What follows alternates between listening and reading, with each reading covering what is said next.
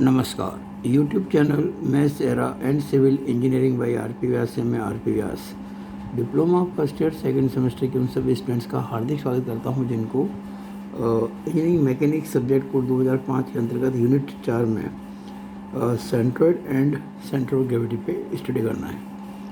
मैं ये बता दूं आपको, ये जो चैप्टर है centroid and centre of gravity, ये केवल सेकेंड ईयर के काम का नहीं है, केवल फर्स्ट ईयर सेकेंड सेम के लिए नहीं है। फर्स्ट ईयर सेकंड सेम में तो है ही, ये सिविल में जो थर्ड सेम में एक सब्जेक्ट है मैकेनिक्स ऑफ सॉलिड्स, उसके पहला चैप्टर है मोमेंट ऑफ इनर्शिया। उसका बेसिक यही है, इसके बिना वो चैप्टर नहीं हो सकता। इसी तरह से मैकेनिकल ब्रांच में फोर्थ सेमेस्टर में एक सब्जेक्ट आएगा स्ट्रेंथ ऑफ मटेरियल्स, जो मैकेनिक्स ऑफ सॉलिड्स का ही एक नया नाम है, उसमें भी आएगा। तो वो बच्चे इसको ख़ास तौर पे तैयारी करें, और सेकंड सेम थियरी है ही। तो इसी के साथ मैं ये वीडियो शुरू करता हूँ। पिछला जो वीडियो था मैंने उसमें भी आपको ये चित्र दिखाया था, ये वाला, और मैंने आपको ये कुछ क्वेश्चंस कहे थे करने के लिए जो उस वीडियो के बाद हम कर पाते, लेकिन वो वीडियो थोड़ा लंबा हो गया था, इसलिए मैंने उसको बीच में वहीं पे रोक के ये अगली वीडियो में इसको लिया मैंने। ये वीडियो नंबर 3 है, पहले वीडियो नंबर 2 में था ये। लेकिन हाँ, अब इस क्वेश्चन को करने के बाद में ये सब क्वेश्चन आप आराम से अटेम्प्ट कर पाएंगे बुक के, जो आपको पहले ही समझा चुका हूँ पिछली वीडियो के अंदर। ये जो मैंने क्वेश्चन दिया है, ये है अनसिमेट्रिकल आई सेक्शन, असममित आई खंड। असममित क्यों? कि ये किसी भी लाइन के अबाउट सिमेट्रिकल नहीं है, यानी इसमें कोई लाइन ऑफ सिमेट्री है ही नहीं, ना तो कोई हॉरिजॉन्टल लाइन ऑफ सिमेट्री है, ना कोई वर्टिकल लाइन ऑफ सिमेट्री, इसलिए अनसिमेट्रिकल है ये। अब देखिएगा, आप नीचे का पोर्शन कुछ भारी है, ऊपर का हल्का है। इधर देखेंगे तो ये जो बीच का जो पोर्शन दिख रहा है आपको, ये वाला ये कुछ इधर शिफ्ट हो गया। यानी अगर देखें ये पूरी दूरी कितनी है, 100 mm, यहाँ लिखा हुआ है all dimensions are in mm। ये दूरी कितनी है, 100। ये कितनी है, 20। ये 40, कितनी हो गई, 60। तो 100 में से 60 गई, ये 40 बचे। यानी कि इधर तो गैप 20 का ही है, उधर गैप 40 का है, यानी कुछ इधर शिफ्ट हो गया है। इधर लेफ़्ट की तरफ भारी है और नीचे भारी है, इसका मतलब सिमेट्रिकल नहीं है। तो इस प्रकार का जो सेक्शन है इसे कहते हैं unsymmetrical I section. I section क्यों? कि शेप आई की तरह है।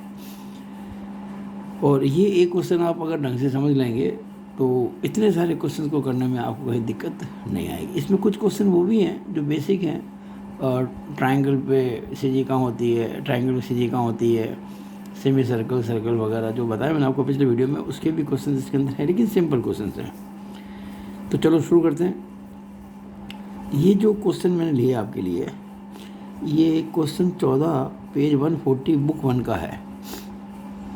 और इसमें ये जो आप आई सेक्शन देख रहे हैं, ये ऊपर वाला पोर्शन फ्लैंज कहलाता है, FLANGE, फ्लैंज का जो नाप है वो 100 mm बाई 20 mm का है। और नीचे जो दिख रहा है इसको भी फ्लैंज ही कहते हैं। ये कहलाता है टॉप फ्लैंज, ऊपर का फ्लैंज। ये कहलाता है बॉटम फ्लैंज, नीचे वाला फ्लैंज। इसका जो नाप है ये 100 mm बाई 40 mm। अब ये जो बीच में दिख रही है पोर्शन, इसको वेव कहते हैं, WEV, वेव। इसका नाप कितना है, 40 तो ये है। अब ये कितना है, आपको सीधे नहीं दिया है, आप निकाल सकते हो। देखिए ये 40 है, वो 20 है। चलो उसको छोड़ो आप, ये यहाँ से लेकर यहाँ तक 120 है, यहाँ से लेकर यहाँ तक, यहाँ से यहाँ तक, और यहाँ से यहाँ तक 40 है। अगर मैं 120 में से 40 घटा दूँ तो कितना बचेगा, 80। तो ये 40 बाई 80 का ये वेव है। तो हमें इसकी सीजी पता करनी है भाई, इसका जो सेंट्रोइड कहाँ है या सेंटर ऑफ ग्रेविटी कहाँ है। तो सबसे पहले हम एक आइडिया लगाते हैं कि ये कहाँ होनी चाहिए। एग्जैक्टली तो हम करेंगे कैलकुलेशंस, लेकिन एक बार रफली आपको आइडिया होना ही चाहिए, ताकि आप वो रेफरेंस लाइन वगैरह मार्क करेंगे, एक्स एक्सिस वगैरह, वाई एक्सिस वगैरह मार्क करेंगे तो दिक्कत नहीं आए। तो जैसे कि आपको मैंने कहा था, ये पोर्शन, ये जो आपको दिख रहा है आई सेक्शन, ये नीचे की तरफ भारी है, यानी इसकी जो सीजी है कुछ नीचे शिफ्ट हो गई है, नीचे मतलब अगर मैं कहूँ इसकी टोटल हाइट कितनी है तो 120 और 20 140। अगर ये सिमेट्रिकल होता तो सी जी कहाँ होती, 70 पे होती, उसके 140 के आधे पर। लेकिन चूँकि नीचे वाला पोर्शन भारी है इसलिए 70 से नीचे, यानी ये जो एक्सिस होगी इसकी, ये वाली एक्सिस होगी, इसकी जो यहाँ से दूरी होगी यहाँ से, वो 70 से कम होगी क्योंकि नीचे का पोर्शन भारी है। तो देखिए मैंने एक लाइन बनाई यहाँ पे, इसको देखिए आप लाइन, ये मैंने इसकी आधे से नीचे बनाई है, तो इसको हम कहेंगे X axis. It is called as X axis. अब बात करते हैं वाई एक्सिस की। तो मैं आपको बता चुका था ये 20 है, ये 40 है, ये 40 है, यानी ये जो वाई सेक्शन है कुछ इधर शिफ्ट हो गया, यानी ये कुल कितना है, ये 100। अगर सिमेट्रिकल होता यानी ये 20 है, ये 40 है, ये भी 20 होता तो उस केस, या फिर ये 40, ये 40, ये भी 40 होता, यानी दोनों तरफ ये जो गैप बराबर होता, तो उस केस में सेंटर में होता। लेकिन ऐसा तो नहीं है। ये पोर्शन आपका मतलब आप भी कह सकते हैं ये जो वेव है ये कुछ इधर शिफ्ट हो गई है, इस तरफ शिफ्ट हो गई है। तो हम ये कह सकते हैं कि इसका जो आंसर आएगा वाई बार का, वो देखिए मैंने निकाला यहाँ पर वाई बार का। हाँ, ये देखिएगा यहाँ पे, ये वाई बार का निकाला मैंने। तो एक सेकंड, हाँ, तो मैं कह रहा था आपसे कि ये जो पोर्शन दिख रहा है वो वाला, ये कुछ इधर आ गया। इसका मतलब ये कितना है, कुल मिला के 100 है ना, तो ये 100 का जो आधा कितना होता है, 50। ये 50 से कुछ इधर जाएगा, यानी अगर मैं इधर से दूरी नापूँ तो 50 से कम आएगी इसकी। तो देखिए मैंने जो लाइन बनाई है ये वाली वाई की जो है ना, वाई एक्सिस की, ये लाइन मैंने 100 का आधा होता है उससे कुछ इधर बनाई है इस साइड में। देखिए मैंने आंसर निकाला भी है एक्स बार का, ये 46.52 जो कि 100 के आधे से कम है। और मैंने आपसे कहा था ना वाई बार के लिए कि वाई बार जो होगा ये लाइन पूरी नीचे आएगी ना, तो पूरा कितना था ये 120 और 140 से आधा कितना होता है 70। तो ये वाई बार 70 से कम आना चाहिए। वाई बार निकाला मैंने, ये 64.78 डाला, 70 से कम ही है। खैर ये एक अंदाज से बात है, अगर आप ये अंदाज नहीं भी ले पाए कोई खास फर्क नहीं पड़ेगा, कैलकुलेशन करके यहाँ से निकाल लेंगे, लेकिन थोड़ा सा अंदाज हो तो अच्छा रहता है। और ये जो पॉइंट ऑफ इंटरसेक्शन आया, यानी प्रतिशत बिंदु आया किसका, एक्स एक्सिस और वाई एक्सिस का, इसी को जी कहते हैं। तो सबसे पहली बात क्या हुई कि ये जो आई सेक्शन है ये इसका केंद्रक है, सेंट्रोइड है। ये क्या होता है, एक्स एक्सिस और वाई एक्सिस का प्रतिच्छेदी बिंदु, point of intersection of X axis and Y axis. अब हमें इसको बताना है कि ये कितना दूर है, उसके लिए हमको चाहिए संदर्भ रेखाएं, रेफरेंस लाइन। मैं आपको पहले वीडियो में कह चुका था, जो फर्स्ट वीडियो थी, ये मेरा वीडियो नंबर 3 है, कि रेफरेंस लाइन्स नॉर्मली हम बॉटम मोस्ट और लेफ्ट मोस्ट लेते हैं। बॉटम मोस्ट कैसे कि इसके नीचे तो कोई लाइन है नहीं, तो एक तो रेफरेंस लाइन ये हो गई, और ये जो दिख रही है आपको लेफ्ट मोस्ट, इसके लेफ्ट में कोई पोर्शन बचा नहीं आएगा, तो ये दो रेफरेंस नॉर्मली ये होती है। इस पॉइंट को मैंने ए कह दिया, तो एक तो ये ए बी हो गई रेफरेंस लाइन, और एक ये ए सी हो गई रेफरेंस लाइन। अब हमें ए बी और ए सी से दूरी ज्ञात करनी है जी की। तो ये जो वर्टिकल रेफरेंस लाइन है ए सी, इससे ये जो दूरी है सी जी की, उसको हम कहते हैं एक्स बार। क्या कहते हैं इसको, एक्स बार। और ये जो हॉरिजॉन्टल रेफरेंस लाइन है उससे जो दूरी कहलाती है ये वाली vertical distance, this distance is called as Y bar. तो हमको एक्स बार और वाई बार निकालना है। मैं आपको फर्स्ट वीडियो में समझा चुका था वाई बार के बारे में, क्योंकि मैंने वो सवाल वाई बार का था, इसमें वाई एक्सिस के ऊपर सिमेट्री थी। तो वाई बार के लिए जो फॉर्मूला मैंने आपको बताया था, अगर आपको याद हो तो a1y1 plus a2y2 plus a3y3 upon a1 plus a2 plus a3। Similarly X bar निकालने के लिए फॉर्मूला क्या हो जाएगा, a1x1 plus a2x2 plus a3x3 upon a1 plus a2 plus a3। अब देखिए A1 A2 A3 X1 X2 X3 Y1 Y2 Y3 कैसे निकालते हैं। ये जो आई सेक्शन है हम इसको 3 भागों में बांट देते हैं। ये मैंने देखो ये लाइन खींच रखी है, यहाँ भी लाइन खींच रखी है, यहाँ मैंने हैचिंग लाइन बताई है। देखिए ये मैंने डायरेक्शन यू बताई इस प्रकार की। अच्छा ये ऊपर वाले फ्लैंज में अगर डायरेक्शन ये है तो इसके पास जो वेव है उसमें डायरेक्शन उल्टी हो जाएगी। देखिए इसमें डायरेक्शन ये है ना, ये जो लाइन दिख रही है ये वाला लाइन है, ये डायरेक्शन है, तो इसमें डायरेक्शन न्यू हो जाएगी। देखिए ऐसे यूँ और इसमें वापस से यूँ हो जाएगी। यानी 2 लगातार पोर्शन में हैच लाइंस सेम डायरेक्शन में नहीं करते, ये ड्राइंग का कायदा है।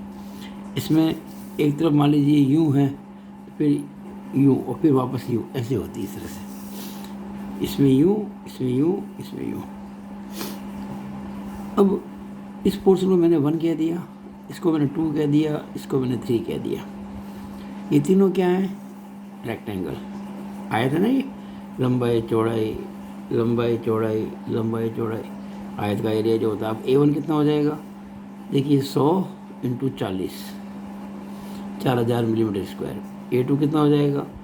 मैं आपको बता चुका था ये 80 है, क्योंकि 120 में 40 के तो 80, तो ये 80 × 40 ये 3200 मिलीमीटर स्क्वायर। A3 कितना हो जाएगा? 100 × 20 यानी कि 2000 मिलीमीटर स्क्वायर। अब ये जो वर्टिकल रेफरेंस लाइन है, वर्टिकल रेफरेंस लाइन ये वाली, जिससे मैंने x बार नापा हुआ है, तो जिस संदर्भ रेखा से, जिस रेफरेंस लाइन से x बार नापा जाता है, उसी रेफरेंस लाइन से अलग अलग पार्ट्स के लिए x1 x2 x3 नापे जाएंगे। अब ये जो फर्स्ट पार्ट है ये क्या है? एक रेक्टेंगल है। रेक्टेंगल सीधी कहाँ होती है? सेंटर में होती है। हम पहले पढ़ चुके वीडियो के अंदर, फर्स्ट वीडियो में। और सेंटर यहाँ से कितना दूर होगा? ये कितना है? 100। तो इसका सेंटर कितना दूर होगा यहाँ से? 50। तो देखिए x1 जो हो गया, x1 हो गया 100 का आधा, 50। x2 ये जो सेकंड पार्ट है ये भी रेक्टेंगल है, इसी सीधी इसके सेंटर में गई होगी। अब वो इस रेफरेंस लाइन से कितना दूर होगा? इस रेफरेंस लाइन से तो देखो 20 तो ये गैप है, 20, और इसके बाद ये 40, और 40 का आधा कितना होता है? 20। तो देखिए 20 तो ये था, प्लस 40 बटा 2, 20 और 20 40 हो गया। x3 ये x3 है, ये थर्ड पार्ट है। इसका सेंटर कहाँ होगा? बीचों बीच में। रेक्टेंगल है ना ये, 100 का आधा कितना होता है? 50। तो x3 हो जाएगा 100 बटा 2, 50। अब लेते हैं y1 y2 y3। देखिए हमने ये जो रेफरेंस लाइन थी ये वाली, इससे CG की जो दूरी है हमने मानी थी y बार। तो ध्यान देना, जिस रेफरेंस लाइन से y बार नापी जाती है, उसी रेफरेंस लाइन से y1 y2 y3 नापे जाएंगे। तो y1 कितना हो जाएगा? 1 का मतलब पहला पार्ट, तो पहले पार्ट की y यानी कि y1 ये यूँ नापेंगे। ध्यान देना, x डिस्टेंस हमेशा ऐसे नापी जाती थी हॉरिजॉन्टल, y डिस्टेंस यूँ नापी जाएगी वर्टिकल। तो y1 का मतलब ये जो फर्स्ट पार्ट है इसकी सीधी यहाँ है, इसकी दूरी इस प्रकार से कितनी होगी? तो ये 40 का आधा कितना होगा? 20। तो y1 बराबर 40 बटा 2 बराबर 20। y2, अब y2 शुरू यहाँ से होता है, सेकंड पोर्शन शुरू इस जगह से होता है। तो यहाँ से यहाँ तक कितना है? ये 80 80। तो 80 का आधा कितना होगा? 40। लेकिन वो यहाँ से 40 है, यहाँ से नहीं, हमें तो यहाँ से नापना है, क्योंकि जिस रेफरेंस लाइन से y बार नापा गया है उसी लाइन से y2 नापा जाएगा। तो यहीं से y2 नापना है। तो 40 तो ये पूरा हो गया क्योंकि फर्स्ट पोर्शन है, और सेकंड पोर्शन शुरू यहाँ से होता है, शुरू जहाँ से होता है वहाँ से आधा करना है, यानी कि 80 का आधा 40। तो देखिएगा ये 40 + 80 बटा 2 यानी कि 40 + 40 80 हो गया। और y3 यानी कि थर्ड पोर्शन की जो CG है उसकी दूरी कितनी होगी इस रेफरेंस लाइन से? तो ये थर्ड पोर्शन की कितनी है डेप्थ? 20 का आधा कितना होगा? 10। तो 10 तो यहाँ से होगा, ये जो CG इसकी है रेक्टेंगल की, 10 तो यहाँ से होगा, पर हमको तो यहाँ से नापना है। तो ये पूरा कितना यहाँ से लेके यहाँ तक 40 और 80। तो देखिए 40 और 80 तो होगा, और फिर 20 का आधा किया 10, तो ये 90 कितना हो गया, 40 80 120 और 10 130 तो इस तरह से हमने x1 x2 x3 y1 y2 y3 major कर लिए। अब सिंपल फार्मूला जो है x बार का a1 x1 plus a2 x2 plus a3 x3 upon a1 plus a2 plus a3 सारी वैल्यूज पुट की हमने जो अभी निकली आपके सामने, और ये आ गए। और जब हमने सॉल्व किया इसको फाइनली तो 4,28,000 बटा 9,200, ये A1 A2 A3 तीनों जुड़ेंगे ना तीनों एरियाज को, तो 9,200 मिलीमीटर स्क्वायर आएगा। और इस तरह से आपका ये आंसर आ गया मिलीमीटर के अंदर। सी जी की दूरी एम में आती है मिलीमीटर में, तो ये 46.52 mm आ गई, जो कि 50 से कम है। मैंने कहा भी था आपको ये कुछ इधर शिफ्ट हो रहा है सी जी सी, और 100 का था कितना 50, तो 50 से कुछ कम आ गया, जो कि सही है। तो वाई बार निकालेंगे वाई बार का formula a1 y1 plus a2 y2 plus a3 y3 upon a1 plus a2 plus a3, ये सारी वैल्यूज पुट की हमने यहाँ पर। उसके बाद फाइनली ये आ गया 5,96,000 अपॉन 9,200, तो 64.78 mm आ गया वाई बार। ये 64.78 जो है ना, ये मैंने आपको कहा था आधे से कम होना चाहिए, क्योंकि नीचे को पोर्शन भारी है। आधा होता है इसका 120 और 20 140 का आधा कितना 70 से कुछ कम होना चाहिए था, और 70 से कम ही है, 64.78 है। वैसे तो क्वेश्चन पूरा हो गया ये, लेकिन आपकी फंडामेंटल को क्लियर करने के लिए मैंने एक और चीज़ सोची है। देखिए कई बार आपको एग्ज़ाम में उलझाने के लिए रेफरेंस लाइन दे देते हैं कि भाई इन रेफरेंस लाइन से सीजी की लोकेशन बताओ कैसे होगी। मान लीजिए वही क्वेश्चन है, कोई चेंज नहीं है, सब कुछ ध्यान रखना, सब कुछ वही है, वही सब कुछ 100/20, ये 40/80, 100/40, ये वही एग्जैक्टली जो पिछले पेज में बनाया था। लेकिन इस बार रेफरेंस लाइन हमने बदल दी। मैंने इस पॉइंट को ए कहा, और ये ए बी, ये फर्स्ट रेफरेंस लाइन ये वाली, और वो सेकंड रेफरेंस लाइन ए सी। यानी हमें अगर संदर्भ रेखाएं बदल के दे दे, तो अब हमें सीजी की दूरियां जो है इन लाइन से लोकेट करनी है, इससे और इससे। वैसे बता दूं आपको मैं, हमने जब एक्स बार निकाला था, आप याद कीजिएगा, जब मैंने एक्स बार निकाला था तो 46.52 आया था। वो कहाँ से आया था, वो यहाँ से आया था। अगर मुझे यहाँ से नापना होगा तो उसमें 20 कम कर दें बस, तो 46.52 में से अगर 20 कम करें तो 26.52 आना चाहिए, और ये मैंने निकाला भी है, और ये एग्जैक्टली 26.52 आ भी रहा है। कैसे भी समझूंगा आपको मैं। इसी तरह से आपको याद होगा जब मैंने वाई बार निकाला था तो ये 64.78 आया था, लेकिन वो कहाँ से आया था, बॉटम से, यहाँ से आया था। अब मुझे यहाँ से नापना है, यहाँ से, तो उसमें से 40 कम कर दो, यानी कि 64.78 में से 40 कम कर दो, तो 24.78 आना चाहिए, और ये 24.78 आ रहा है। कैसे आ रहा है, यही मुझे आपको समझाना है, क्योंकि परीक्षा में सवाल कैसे भी पूछ सकते हैं। कोई ये थोड़ी है कि आपको जो मर्जी आप करेंगे, आपको कह दिया भाई इस लाइन से निकालना, फिर आपको उस लाइन से निकालना होगा। अब देखिए इस क्वेश्चन में और पिछले क्वेश्चन वही है, तो जब क्वेश्चन वही है तो ये तीन जो पार्ट थे, फर्स्ट सेकंड थर्ड पार्ट भी वही हैं, तो एरिया वही होंगे, A1 A2 A3 की वैल्यू वही रहेगी, ये तीनों एरिया सेम रहेंगे। हाँ, x1 x2 x3 बदलेंगे, y1 y2 y3 चेंज होंगे। नाउ x1 कितना होगा, देखिए इस बार हम सीजी की दूरी कहाँ से फाइंड कर रहे हैं, इस रेफरेंस लाइन से, तो x1 x2 x3 भी इसी लाइन से नापी जाएगी। अगर मैं यहाँ से नापता, यहाँ से, सॉरी ये रहा, अगर यहाँ से नापता मैं, तो x1 कितना आ रहा था, पहले आपका 50 आ रहा था ना, देखो जरा, अब देखिएगा x1 50 था यहाँ पे। अब अगर मैं यहाँ से नाप रहा हूँ, तो ये 50 में से 20 कम कर दो बस, ये 50 तो यहाँ से था, हमें यहाँ से नापना है, तो 20 कम कर दो, तो x1 कितना हो जाएगा, 100/2 50 में से 20 कम कर दिया, 30 आ गया। x2, अब देखिए रेफरेंस लाइन ये है, और सेकंड पोर्शन शुरू यहीं से हो रहा है, तो सिंपली 40 का आधा कर दो, यानी कि 40/2 यानी कि 20, यहाँ से तो 20 ही होगा। अब थर्ड पोर्शन ये रहा, ये वाला थर्ड पोर्शन है, ये वाला, और हमें चाहिए x3, सॉरी फर्स्ट पोर्शन ये था, ये फर्स्ट था, मैंने कैसे बोल दिया इस चीज़ को। हाँ ये हो गया, ये अब इसकी बात करते हैं, ये थर्ड पोर्शन है।